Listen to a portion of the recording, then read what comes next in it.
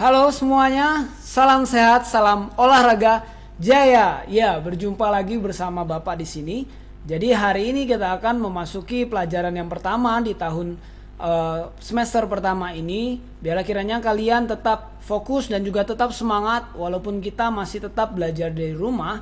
Nah, Bapak harap kalian sudah mempersiapkan alat tulisnya, juga kalian sudah mempersiapkan diri kalian dengan baik untuk fokus mendengarkan dan juga melihat apa yang Bapak sampaikan. Nah, kita akan membahas materi kita yang pertama, yaitu mengenai permainan dan olahraga.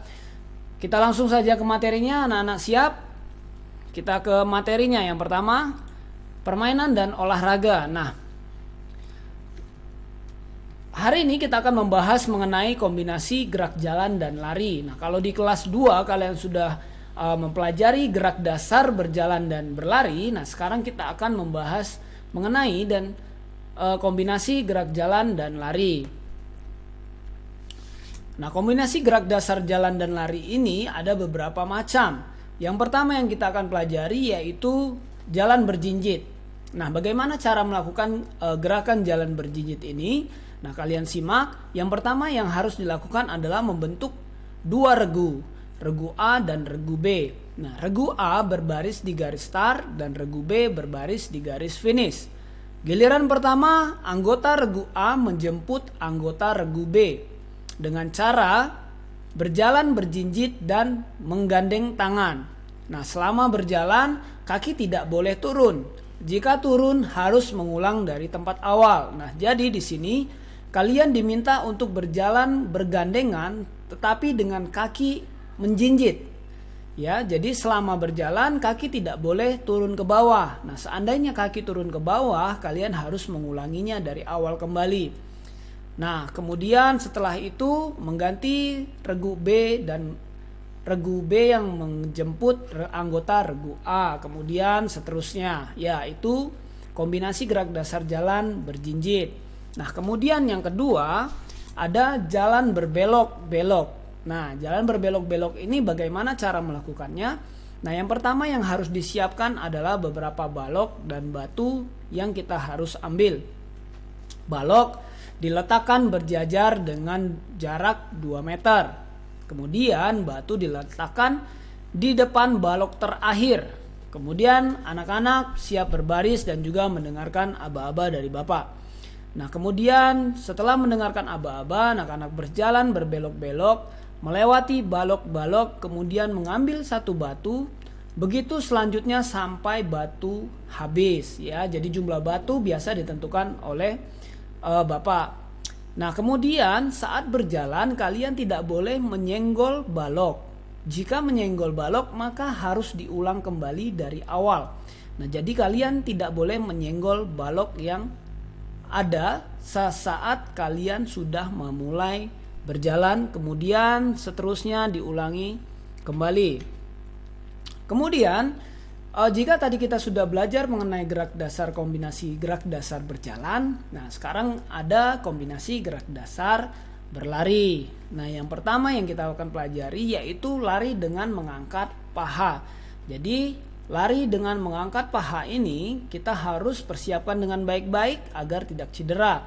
Nah, yang pertama yang harus kita lakukan adalah bersiap di garis start yang sudah ditentukan, kemudian mendengarkan aba-aba atau bunyi peluit, kemudian berlari dengan paha diangkat tinggi, telapak kaki saat mendarat, jinjit dan tidak menapak penuh.